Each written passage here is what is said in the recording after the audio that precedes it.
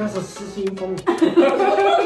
你只要把老婆哄好了，不管用什么手段，就天下太平。我就在那守着你，而且很好吃。怨妇是怎么产生？哎呦我的妈呀！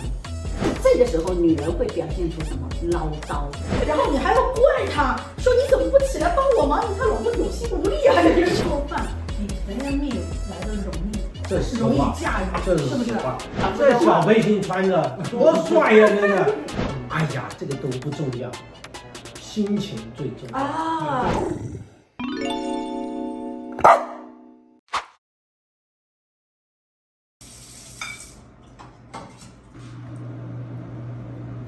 Action！ 哎呀，今天可以吃到花花的手艺了。我已经有多少年？我多少年没吃过了？肯定超过10年，肯定超过10年。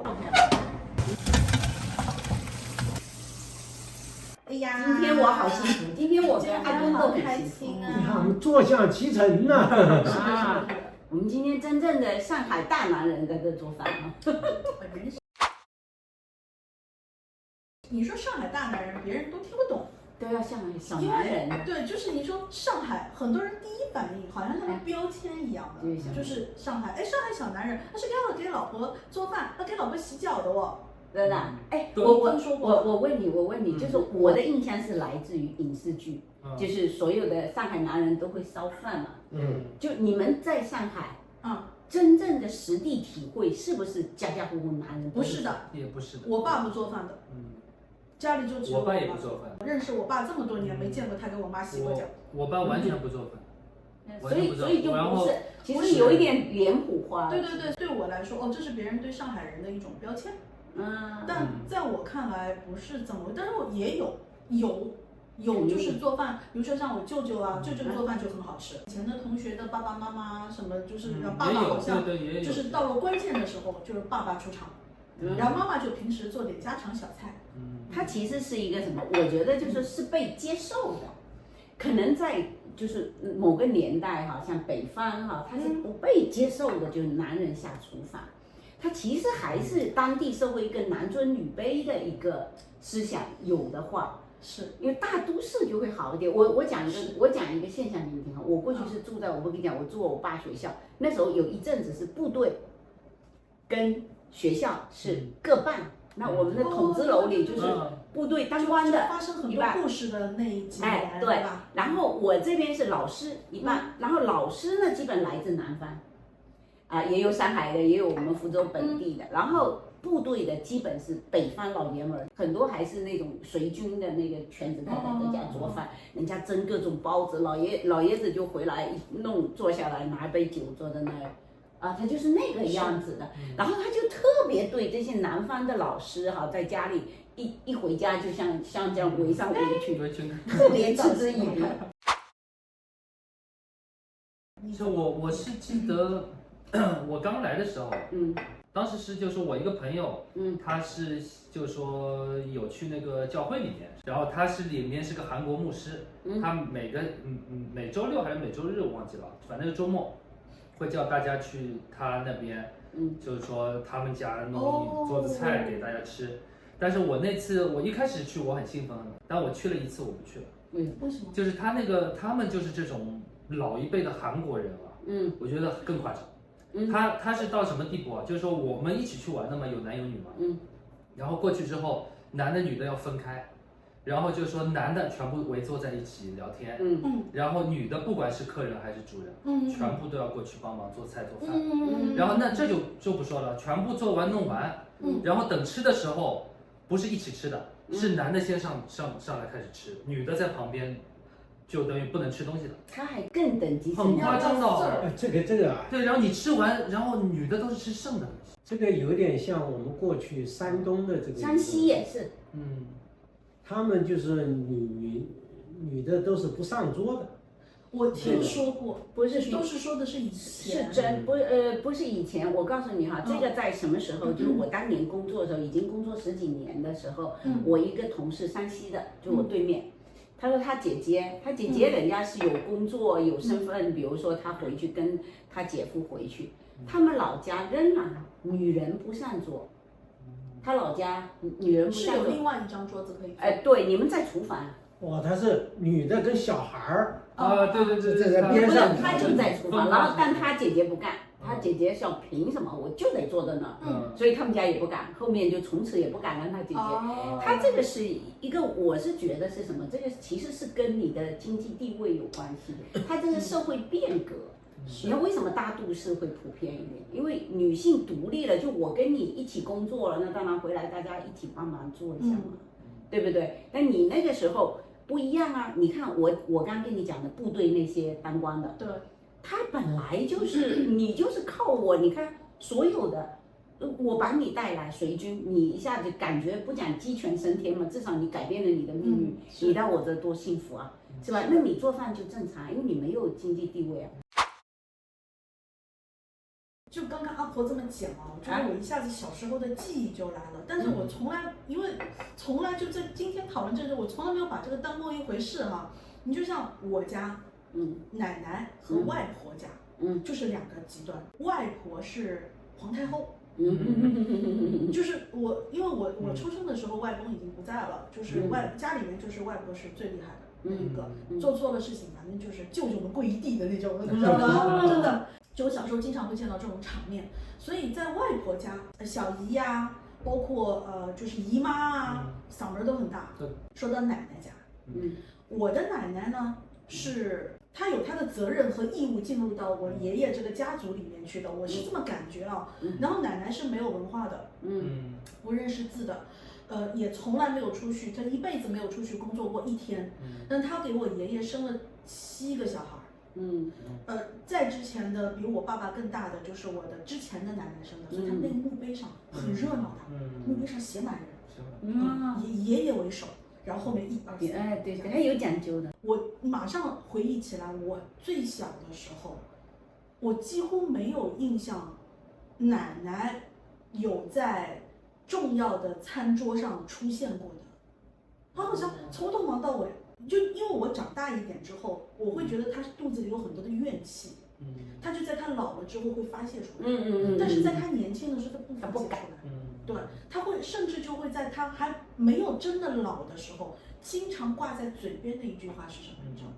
就是说等你们都长大成人出社会，不用我再伺候了，我到时候最大的愿望就是瘫在那边，就是他人生最大的愿望，就瘫在那边什么都不干，就是躺平嘛。躺平，对。但是这奶奶的原话嘛。然后我奶奶其实很年轻就过世了，但是我外婆一直活到90多岁。这个心情好像差别很大。这种家族结构不是一般家庭。就应该说你外婆家也不是女权，就是比较平等，我觉得是从来没有很多年。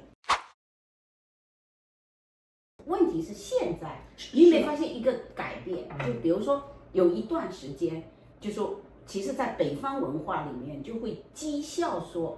南方的，尤其是上海小男人嘛，你哪去下厨，老是你做饭。因为北方大男人嘛，他对吧？袖手旁观就可以了。但是你没发现这些年开始转变了？是的，大家开始觉得对会做饭的男人开始肃然起敬了，佩服他。你看啊，来，我们这么多年，对吧？然后咱都这年纪了，我们身边的离婚率有多高？会回国的时候跟我的，比如说同学聚会啊，家人聚会啊，我们会就是说会玩个游戏，在今天这张桌上，还跟你原配在一起的举手。我发现每一次这种聚会，举手的人就越来越少了。好，我们大家有时候就做菜吃饭嘛，然后喝点酒就开始聊了，那原因是啥呢？咱们就聊聊八卦嘛，对不对？好，发现阿婆，当年我的同学里面也好，怎么样也好。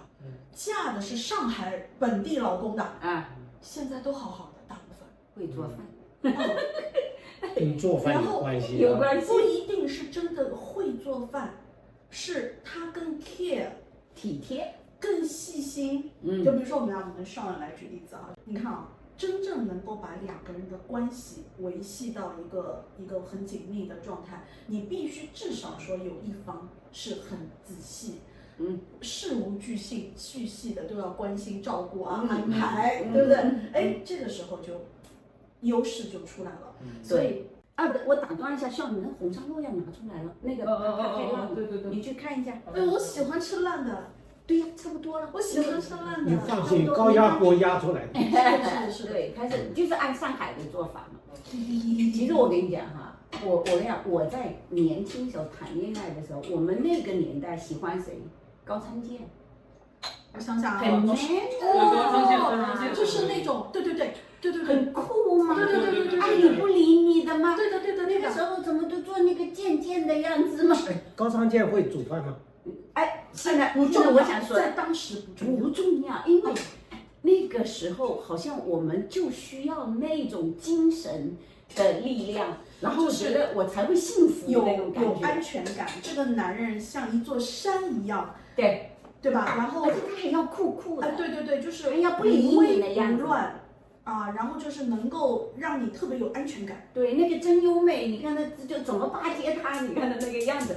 那个时候灌输我们思想的都是男的非常 man。会做饭跟 man 这件事情有冲突吗？但是是这样啊，那个年代如果男的比较 man 啊，他自己这个程序里就下，我不能下厨做饭，我一定要做很酷的事情。那时候男的酷的是什么？我们那个年代还是文艺，弹吉他的特别多，高晓松为代表的，白衣飘飘的年代，抽烟喝酒，弹吉他，吹牛逼。那个时候他觉得男人就是这么个形象，他能接受。我们上海人还有一句话，还有什么？鬼朗头，鬼朗头是不是？鬼朗头。就是哎呀，怎么形容来着？就是说口气大，什么都罩得住。对，什么都罩得住，对吧？是这个意思吧？就我想说的就是那个时候少女心中怀春的时候，心中这个最那个最仰慕的那个男性的形象，一定不是做饭。但是后来真正就像你刚才说的，为什么到你看上海的反倒离的少？为什么？对，真正你一进入生活，你才发现，哎呦，像这样的男人太好了。我不能排除一件事情，一定是跟原生家庭有关的，对吧？你原生家庭里面，你小的时候就是个男的啊，他从出生开始看到自己爷爷就是在那儿坐着，啊，奶奶在那儿哇跑，然后到看到他爸在那儿坐着，然后他妈在那跑，他当然 of course 以为我到成年了，我就得要怎么调教他，我就得要这样。哎，没有，为什么奶奶外婆老是在那跑嘛？跑怎么伺候老爷？老爷伺候起来你得要端茶倒水泡脚。但是你没发现？我跟你讲，每个年代都有少女心目中最美的形象。我就跟你讲，从高仓健到白衣飘飘，弹吉他，现在会做饭的男人却成了一个非常好的一个这个叫什么？对吧？我的要求不高，就在我心目当中一个很好的一个 picture 是什么呢？他愿意参与在这件事情，他不觉得这个是他作为男人掉了价啊，丢了面子啊，或者是他没办法展示他的权威啦。因为你看我穿了个小围裙在这里的时候，我就不是男人了，我怎么可以这个样子？这点完全同意，就是说你不是一定要会做饭，你只要愿意参与。我觉得就是说就已经媳妇在做的时候，你愿意去帮她搭手，对吧？然后递个东西也好，就是有个参与感就好。哪怕就是说我啥都不会做，我就在那守着你，或者好吃，或者很能提供情绪价值，对，就做那个，哎呦，老婆你最厉害了，老婆你在厨房的样子那也可以太美了，哎呀你这个小围裙好性感哦，或者是今天你做什么我都喜欢吃，你怎么那么懂我为什么你做的每一样都是我喜欢吃的，对吧？这个你看这种情绪价值，免费的，闻到香味了，我的妈呀！我有闻到香味了，我饿了。我们刚才我们都变这个不是催你的意思啊，你要发挥正常。这个可真叫色香味俱全呐！都做完了吃，还是先吃一口？说出来嘛。说出来，说出来。可以先吃一口。来，我们筷子。先尝一上筷子，上筷子。来了，我来，我知道筷子在哪。就上海做法不是那种放在里面炖很久很久的，因为炖很久的它会有种苦味。然后说我奶奶以前做的做法就是这种。它最后就收汁就好了。关键调也这五花肉买的好。话就关键还是这个猪长得好啊。问题是，一道成功的红烧肉中间任何一个环节都很关键，那倒是，对吧？哎，就在这个时候，只有现在的女性真正的开始享受生活了，那么她就能体会到，真的一个会做饭的男人，当这个时候端出来的时候，你就知道，那些高端店那些底下是没落来的。所以你现在看，讲这小背心穿的多帅呀，那个。哎，你会不会觉得，因为他最近也很爱，又插花又那个，我觉得我要修德，这个德很重要。为什么？在家里要会做这些事情啊。三从四德了。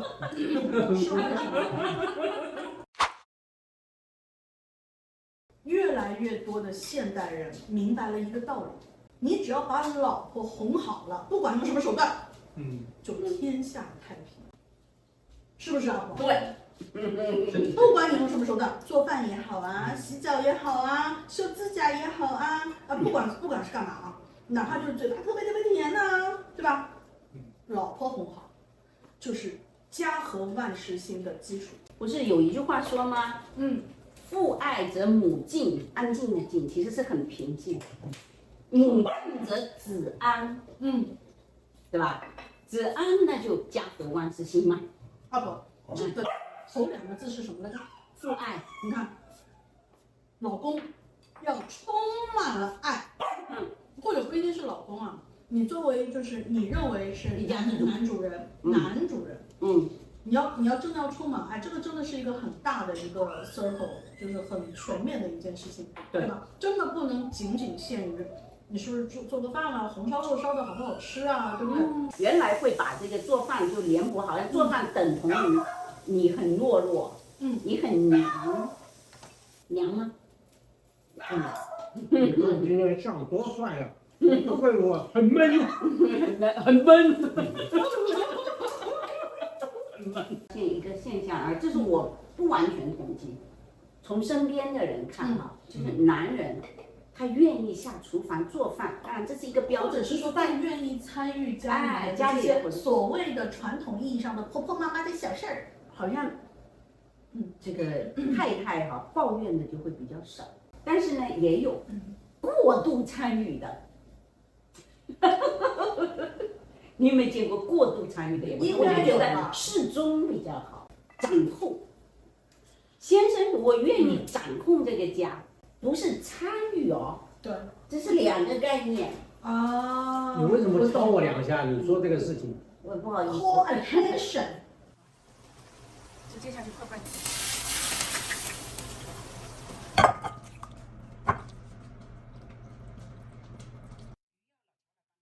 好，来。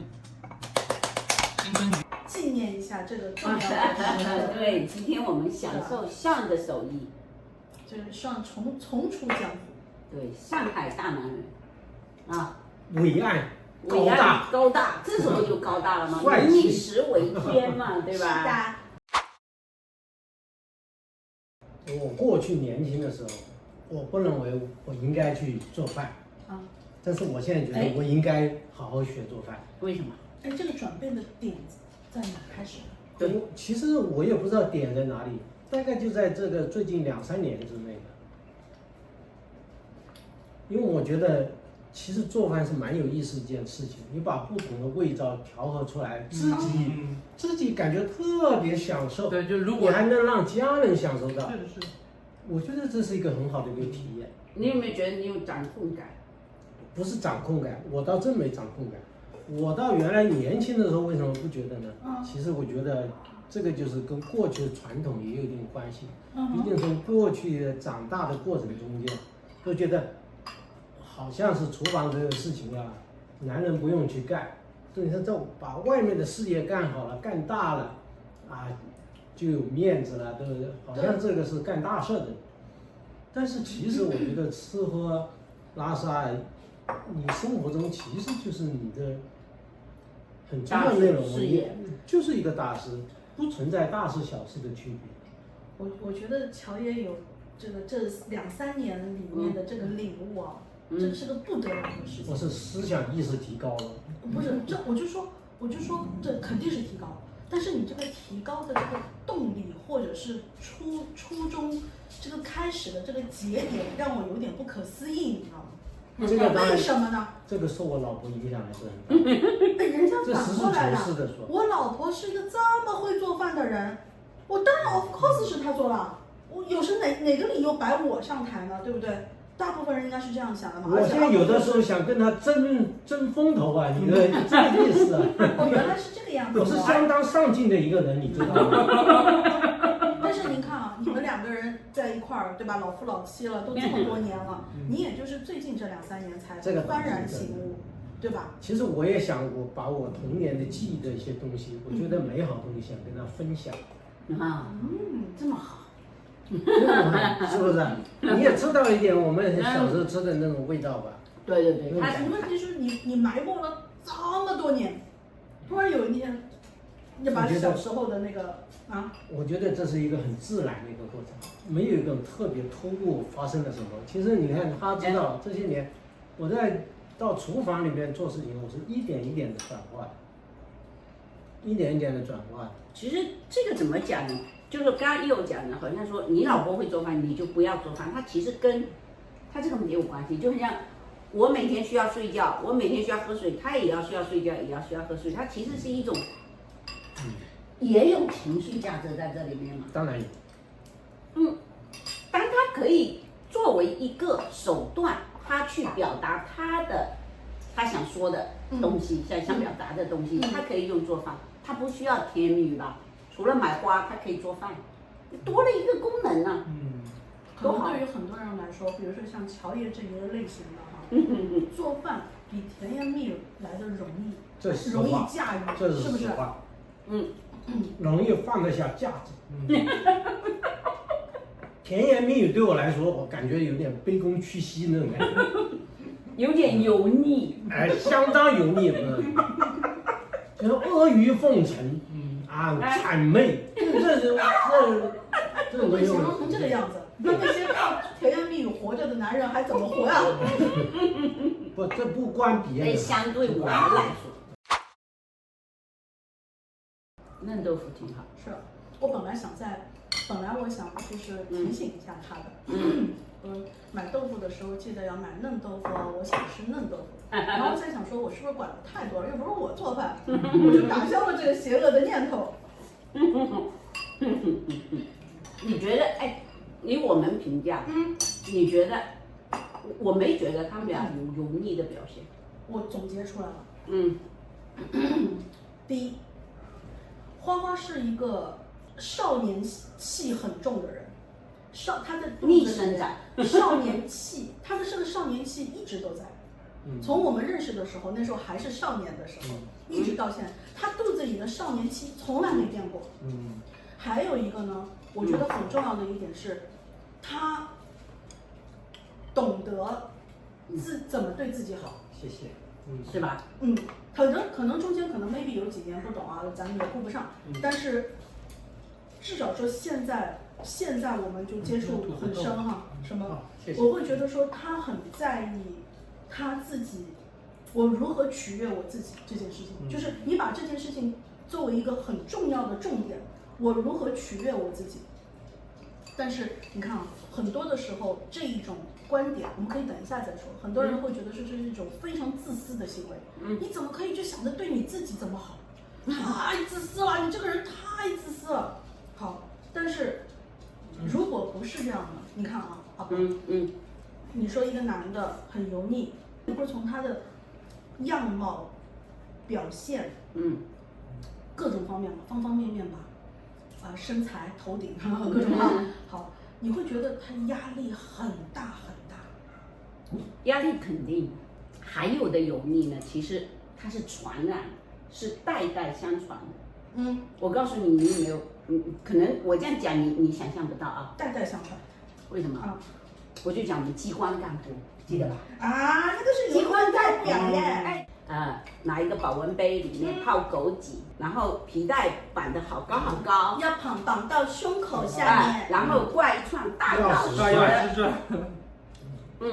这个就是当时的办下老干部，然后拿一个。当时不是公文包，是这种你上海的，就夹在这吗？还没到夹，哦，没到夹。两个耳朵拎的，两个耳朵拎的一个那样子带就过去。然后套在胳膊上吗？没，就这样拎的。OK。然后每天来上班。是要去开会？他不开会也是这样。OK。但是我们那时候大部分每天是开会啊，基本上。好。你会看，因为我整整观察了我们机关大概30年嘛，我们有30年时间嘛，就是工作20几年，后面出来我还回去，我观察了他们30年。到30年以后，当时的小年轻，他也是这个样子哦，只不过说那个包包换了，就刚才你讲的是夹的包包。款式换了，皮带的款式换了，保温杯的款式换了，但是呢，它也是钥匙一串，或者就说它没有那么明显的样子，但是那个样子真的会传过去，就那个感觉。他会不会觉得说那个才是成功，男人成功的样子，是这种感觉吧？很多人我们刚进机关的就会觉得处长特别厉害。你看人家是处长、厅长特别厉害，所以他的内心是对他们是仰慕的，有一种模仿，自然的模仿。他其实不自然的就觉得，就我也成为当年的他会传染哈，我就看，哎呦，这些人怎么也变这样了，对吧？不是，他只有变成那样的话，他就是处长。有时候是。因为或者是他那个位置，他就觉得就定向那个形象、那个标签、那个对，他就是那个画面，必须是这个格调的画面。对，我讲一个错别字的故事。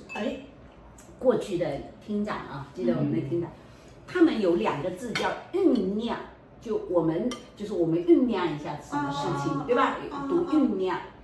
但是呢，当年不知道为什么我们那机关的那些老革命啊，他都读。温朗，这是方言吗？没有，不是方言，福州也不是这么说话，他就是不知道哪个厅长传给处长，那所有的处长都不敢念出正确的字，所以就变成就是一开会，指鹿为马了嘛？一开始开会但是你看他当时进去的也是我们，这不是指鹿为马，你知道吗？厅长说了温朗。你想干嘛？你想读成酝酿你是比厅长更高明吗？所以在我们的机关里面有几个词儿，一个是温朗，第二个呢就是做过细的工作。你想这话怎么讲？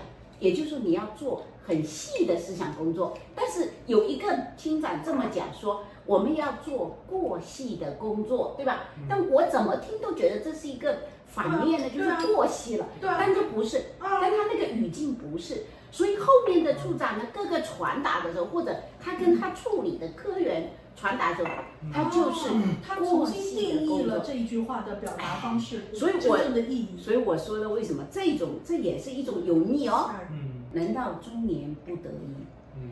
保温杯里泡枸杞，就是把自己活成了《西游记》猪八戒的身材，孙悟空的压力，孙悟空的压力，这个沙僧的头，沙僧的发型，还有唐僧的磨磨唧唧，而且最后他说这都不是重要的，最关键是离西天越来越近啊！还有一句叫什么？关键不能往回走，你还回不了了，就是西天回不来了，回不去了，叫回不去了，是吧？谢谢赏饭不要了，是不是这样？把这个饭一吃起来就停不下来了。多吃点。这是不是叫老成持重了？是的。然后你会再慢慢的从他们身上看到的那种，其实我们讲油腻哈，只是说就现在比较流行的词，真讲的你看到他们的无奈。是的。那有的时候你会发现，哎呀，为什么有一些人身上没有？你知道吧？比如说我们这2位男主角，你油腻吗？你自己说你油腻吗？你有没有你自己？其实我觉得我还是蛮油腻，完全不油腻的，没有很完全。其实我自己觉得实际上是有点油腻的。我跟你说到这个，我要说另外一个。我认知中的油不油腻，很重要的点就是自我认知。就是说有很多人他的自我认知就是觉得，哎呀，我有多了不起，我要多什么，他就会其实就是表现得很油腻。哦，他自然就会有这个油腻对吧？就会有一套，哎呦，我有多怎么样，或者就算他现在不怎么样，对吧？我以前怎么样？对，那我想当年怎么样？你这个感觉就是油腻就出来了，因为他就是活在他自己那个他的所谓的自我认知中。对，你看朴树这句话一出来，马上你不会觉得，他反而觉得他自己油腻，那你其实就是一点都不会。油腻，我喜欢吃红烧肉，你知道吗？我油腻，油这一口，相当油腻。围城里面兄弟，我在英国的时候，就像现在刚才上我接上的那句话，就是说想当年。哦呀，说明什么？其实他现在不只是无奈，而且呢，他也觉得我赶不上我的成绩，我存在感已经没有了。那么我能填充我生命中的最有意义的就是我曾经的辉煌。对。就你就会去提起曾经已经失去存在感，就是他没有新的东西填充在他生命里面去。没错。我现在觉得做饭是非常好的一项工作。是的，我同意。可以把自己吃的非常油腻，但是外表又不油腻，因为你拿洗洁精洗过了。还能够让家庭和睦，对吧？你其实到了一定的年龄，这个很重要。我如果做一个炒个白菜，我老婆都说这么好吃，哇！你说我的成就感有多大啊？你炒个白菜那也是因为小老太太会说话。如果换一个小老太太，说整半天，整个满屋子都是油啊，就给我炒了一个白菜，你是让我做尼姑啊？还是要怎么样啊 ？OK， 我就是随便编的啊，就是说，但一定是有人会有人是用另外一种方式来讲。我感觉就是说你家庭的一个人的成就，最后他是油腻还是不油腻，或者他是温柔还是霸道，其实都是互相培养出来的。这种培养不是你有意识，有时候你是无意中把他培养成那样的人。包括你刚才讲的怨妇，他也是除了自身的问题以外，其实跟对方也有关系。是的，你不觉得吗？其实跟对方也有关系。我这两天无意当中刷到一个就是讲心理学的一个里面，就是他在就是会讲到说年轻人之间的相处吧，就有些年纪大了，可能这一辈子也就这样改不了了。但是你在相处之初，无论是你跟好朋友也好，跟就是亲密爱人也好哈，在相处之初，当对方有任何的举动也好，概念理念也好，是你接受不了的，你必须第一时间要说出来，第一时间来摆明自己的立场、自己的底线。很多人是做不到的，太对了。但是你不说，我忍着。很多人可一口气忍可以忍一辈子哈，但是就这张脸是一直是垮的一个怨妇脸，是不是能够从这个事情的一开始就去做这样的一个看似有点残忍，但是其实非常必要的一个动作？我觉得很有必要，对吧？因为我跟他就是这个习惯。你问他老乔，我是不忍，但是我不跟他吵，我有什么事儿，我必须跟他掰开了、揉碎了讲，就是我的感受，一定是你第一时间会知道的。那么也许他开头一次两次他不觉得，你多聊几次以后，他知道你的底线。那其实他自然而然知道我什么事情做出来是你喜欢的或者你不喜欢的。对，当然他想惹急你也有办法，他知道你底线是什么，对吧？如果他不想惹急你，他想让你高兴，他也有目标，他也知道路径在哪里。对的，其实有很多的打心眼里面是希望要讨好自己的另外一半的。那他没事的。但是当他意识到这一点的时候，他发现无论他使尽浑身解数做不到了。他其实从一开始就没有抓住对方的点和自己的点，从一开始就忽略了刚刚我们讲到的这个问题。然后等到他要重拾这个关系的时候，他会发现他完全不知道你到底在乎什么了。我可能我花也送了，我膝盖也跪过了，对吧？搓衣板我也跪了，你还要我怎么样啊？键盘没跪。不，这是他自己培养的。就是现在很流行的那个词了，你无论怎么做，你都无法戳到他的心趴。对，这个词也好流行啊。这是他培养的，这是他培养的。是的，我觉得这是他培养，因为你第一时间你就觉得我不能接受这个。对。就比如说，你即使在婚姻的初期，如果你能发现好多事你不能接受，那你也知道我未来我可能走不到一起，我也不愿意改，你也不愿意改，对吧？你不要走开头就是忍，忍，那彼此忍到最后孩子有了，家产也开始交织在一起了，家族的东西又可以，事业又交织在一起，这时候再去割，那都是血淋淋。这个两个人的磨合，是一生的课题，其实。哎呦，这确实是一生课题。其实太觉得好像很沉重哦。我跟他也是要不断的，他经常要做我思想工作。那不就是刚刚说的吗？他刚才说那个办法，你知道的。要揉开、掰碎。我说他就是最简单的，这动物界都用的，就是养狗的办法。因为狗的记性很短嘛，它犯错误当下马上把你拖过来，把你教育了，你知道吗？因为你过了5分钟，他不知道你说什么，你知道吗？这个可能应该是个好办法哦。对吧？但是我觉得也得看人吧。你说你这个看人，这个不能那个，因为每个人他的模式不一样。我说的是我跟他的模式是这样，就还有我会让他帮我，不要把自己成为一个怨妇，因为我们女人可能不只是我觉得应该很容易出现一个问题，就比如他做错了一个事情，因为每个人肯定都会错，所谓这个错就是两个彼此都认可的是错的，这个时候女人会表现出什么唠叨，就是重复说这个事儿，所以我会叫他提醒我，我说如果我重复了，我就跟他讲，你给我一个暗号，什么暗号？就是说一遍就够了。那就说明他接受了这个，就是你说一遍就够，他没去辩驳嘛，就你说一遍就够了。OK， 那你是给对方一个反馈了吗？我就提醒，就是我已经说一遍就够。但是你知道有多少人？你为什么会有唠叨这个能力的养成？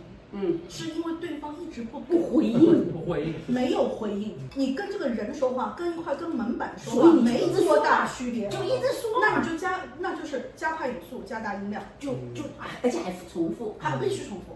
就比如说到那个门板有反应为止。对，门板有反应，不可能有反应。但明明这个办法是不行的。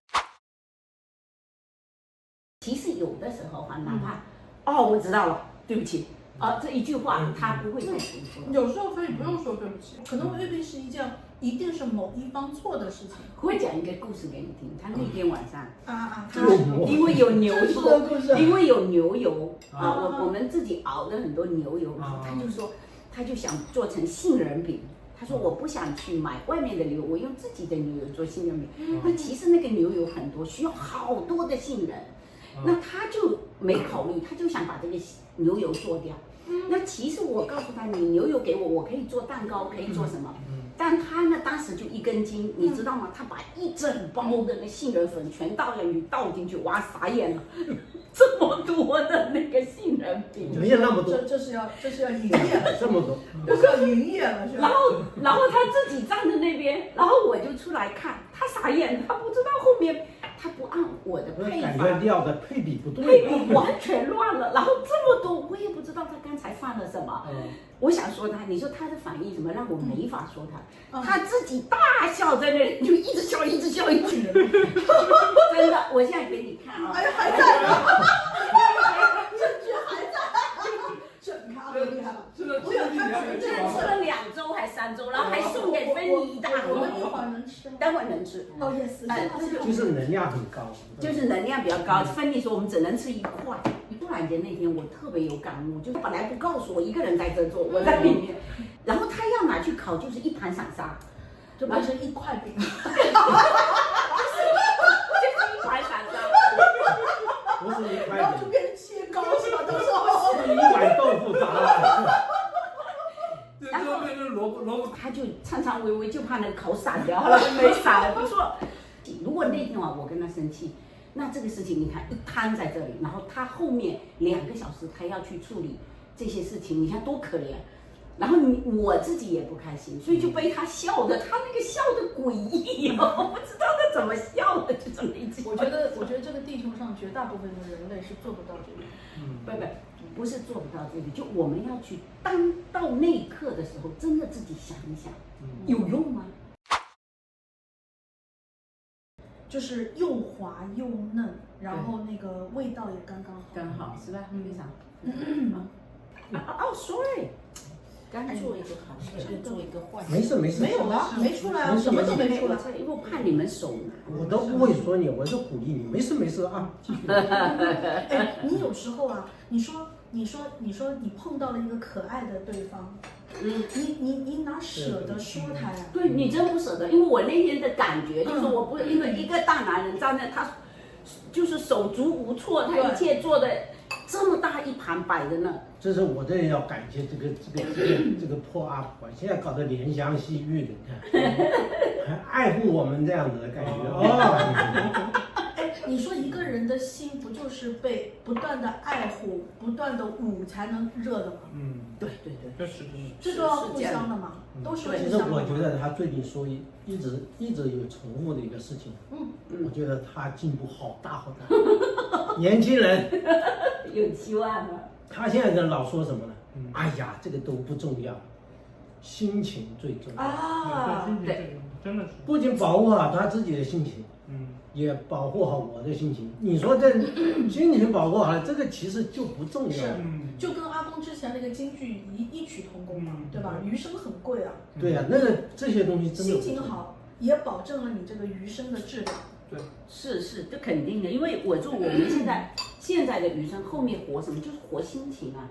而且心情好会对人身体是有明显的，真的有明显，因为你会立刻太重要了，这个太重要了。你不单单是身体，你可以就是你从头发丝儿到皮肤，到眼神，到身材，到你的关节的灵活程度，每一个都我觉得跟心情是绝对有直接的关系。我觉得我在对抗会让我心情变不好的事情，我感觉我就特别抵抗这个事情。第一件事情要做到的就是我要让睡觉睡好。对吧？我如果今天昨天晚上睡觉没睡好的话，那我今天一天我人也没精神。然后人也变得特别不耐烦。你人变得特别不耐烦的时候，那你可能就会影响到身边的人，对吧？那就是怨妇也好，怨妇也好，就是这样产生了嘛，对不对？不让大家学我哈，我现在是每天晚上睡觉之前都会吃那个褪黑素软糖。褪黑素可以啊。是，但是很多的人会说，就是你的这个褪黑素你常年吃会不好。但是我觉得说常年能长到什么时候，它能比我睡觉睡得好来得更重要吗？那我就觉得我情愿让我睡觉睡得好变得更重要。